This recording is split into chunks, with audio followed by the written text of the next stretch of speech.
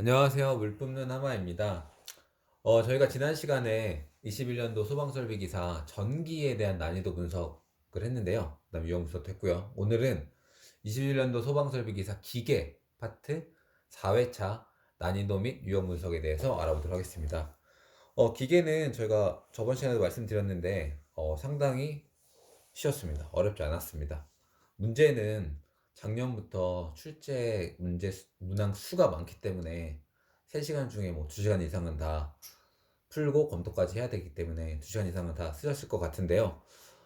이번 기계 시험은 정말 어렵지 않았어요. 그래서 저도 풀어봤는데 어려운 문제가 딱 한 문제 정도 있었던 것 같아요. 어렵다기보다 좀 헷갈리는 문제. 그래서 그 한 문제만 제외하고는 기출에서 다 출제됐기 때문에 어렵지 않았습니다. 그래서 저희가 과감하게 난이도는 하, 그래서 합격률은 그래도 기계니까 30에서 40% 정도 예상을 합니다. 왜냐면 기계는 또 계산에서도 실수하시는 분들이 있기 때문에 합격률은 저희가 이제 30에서 40% 정도 예상했고요. 이 정도면 기계 합격률은 정말 높은 거예요. 작년에 제가 기억하기로는 10% 언저리, 뭐 9에서 10이었나? 그 정도로 어려웠던 시험이 있었어요. 그래서 기계가 30에서 40%라면은 정말 어려웠을 때보다 3배, 4배 정도 합격자가 더 많을 거라고 저는 생각이 듭니다. 그래서 이번에 시험 보셨던 분들은 어, 많이 합격하셨을 거라 저는 생각이 들고요. 저희한테도 많이 연락이 오셨어요. 기계 시험 보셨던 분들은 많이 합격하셨다고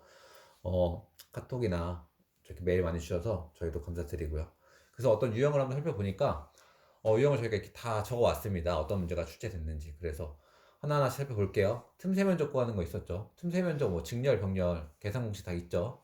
그래서 어렵지 않았고요. 그 다음에 제한섭이 풍량 구하는 게 있었는데 이게 아마 그 독립제한 방식으로 출제됐을 거예요. 그래서 각각의 구역, A 구역, B 구역, C 구역에 대해서 이제 각각의 값을 구하고 그 중에서 독립제한 방식이기 때문에 가장 큰 값을 쓰면 됐죠. 그래서 제한섭이 풍량 구하는 것도 어렵지 않았고요. 그 다음에 5개 소화전 수량, 개수 구하는 문제가 있었습니다. 그래서 5개 소화전 개수 구하는 문제가 있었는데 이게 수평거리 40인데 이거를 이제 뭐 수평거리 80, 40 곱하기 80으로 나눠가지고 구하는 문제가 있었는데 아마 이제 5개 소화전 수량 구하는 문제 좀 생소하시는 분들도 있었을 것 같은데 저희가 나중에 이제 이 문제는 어떻게 푸는지 알려드릴게요. 그 다음에 유량 계산하는 게 있었죠. 그래서 유량이 이제 병렬 분기돼 위아래로 분기됐을 때 푸는 문제가 있었는데 이것도 어렵지 않았어요. 이거는 그 병렬 분기이기 때문에 위아래의 마찰 손실수도 같다만 알면은 풀 수 있는 문제였습니다. 그거랑 그 다음에 유량 전체 유량은 뭐 위아래 유량 합과 같다. 그 다음에 마찰 손실수도가 위아래 같다. 그것만 있으면은 풀 수 있는 어렵지 않은 문제였고요. 그 다음에 쇼킹 타임이 또 출제됐습니다. 쇼킹 타임이 제가 기억하기로는 작년인가 재작년에 출제됐던 것 같아요. 그래서 쇼킹 타임은 뭐 화재 설계 농도를 유지하기 위해서 유지하기 위해서 뭐 방사해야 되는 그 시간 뭐 이렇게 이 정도로 쓰면은 다 맞게 줬을 거라고 생각이 듭니다. 그다음에 물올림 장치 출제됐고요.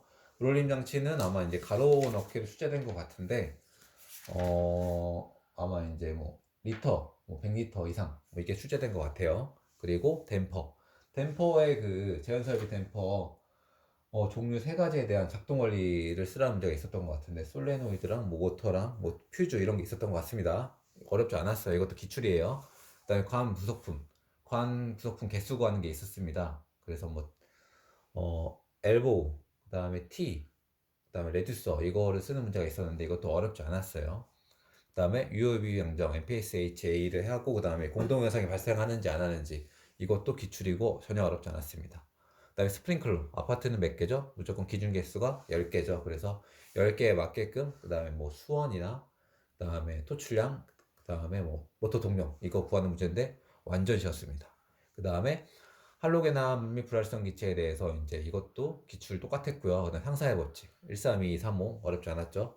그다음에 좀 헷갈렸던 게 이 수계 소화 설비 펌프 겸용 이 문제가 좀 헷갈렸던 것 같아요. 이게 저도 아까 처음에 한 개 좀 헷갈렸다고 했던 문제가 바로 이 문제였는데 이 문제가 헷갈렸던 이유는 고정식 설비 2 이상 이 문구가 있었기 때문에 아마 헷갈리셨을 것 같아요. 그래서 아마 이제 이것도 역시 A, B, C 각각의 그 토출량에 대해서 이제 구하고 아마 다 A, B, C 구역의 토출량을 다 더하셨던 분들도 있었을 것 같은데 이 문제는 이제 고정식 설비가 둘 이상 설치됐을 때는 이제 겸용으로 쓸 수 있어서 최대 최대 토출량과 최대 수원을 쓰면 됐었습니다. 그래서 예를 들어서 뭐 A, B, C 구역 중에 C 구역이 제일 크다. 그럼 C 구역의 토출량과 C 구역의 수원을 쓰면은 이제 문제 없었던 문제였는데 아마 다 더하셨던 분들은 틀렸을 것 같아요. 그래서 고정식 설비가 2개 이상 이 문구가 있었기 때문에 전격 토출량도 하나의 구역에서 최대값, 그 다음에 수원도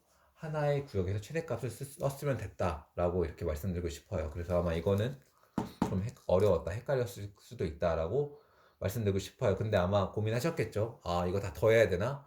아니면 최대값 써야 되나? 고민하셨을 것 같은데 최대값 쓰셨던 분들은 이제 어렵지 않았겠죠. 어렵지 않다기보다 운이 좋아하셨던 분들인 것 같습니다. 그리고 인명구조 기구가 있었습니다. 인명구조 기구는 저희가 사실 방공기문밖에 잘 모르죠. 그래서 방열복, 공기호흡기, 인공소생기 이거밖에 모르는데 이게 갑자기 설치 수량과 대상이 나왔습니다. 그래서 아마 이게 그 화재안전기준에 이제 별표 1에 있더라고요. 1에 있습니다. 그래서 별표 1에 있어서 이제 층수가 7층 이상인 관광호텔 물어보는 문제가 있었고, 그 다음에 이제 뭐 층마다 몇 개 이상 이렇게 문제가 있었는데, 그래도 방공위만 알았으면은 6점 중에 2점 맞을 수 있었습니다. 그래서 좀 어렵긴 했지만 앞으로는 이제 인명구조 기구도 알아야 된다. 그다음에 포 소화설비와 CO2 소화설비가 이제 마지막 출제된 것 같은데 이제 뭐 원행량이랑 그다음에 뭐 수원해양 구하는 문제가 있었고 그다음에 CO2도 마찬가지로 저장용기 개수 그다음에 소화약제 양 킬로그램 구하는 거 그다음에 고압식인지 저압식인지 이제 물어보는 문제가 있었는데 완전 기출이기 때문에 이것도 둘 다 어렵지 않았습니다. 그래서 정리를 하자면 좀 어려웠던 문제가 이거 하나 수계 소화 설비 펌프 겸용일 때 그 중에서 고정식 설비 2개 이상일 때는 이제 최대로 쓴다.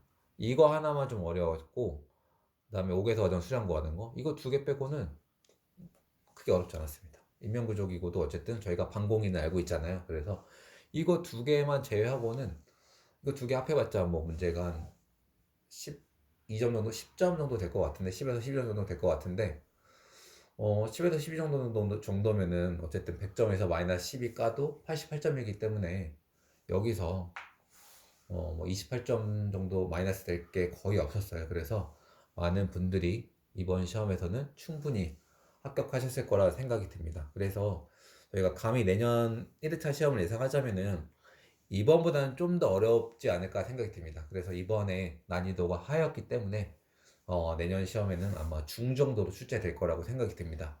그리고 어쨌든 유형이 이런 게 나오니까 이런 거를 좀 유념을 해가지고 공부하시면은 좀 더 좋을 것 같습니다. 어쨌든 이제 수량이 나오기 때문에 이제 5개 소화 전에 수량을 물어보는 문제가 나오기 때문에 또 다른 거에 대한 수량을 물어보는 문제가 출제될 수 있겠죠. 옥내도 있을 수 있고요.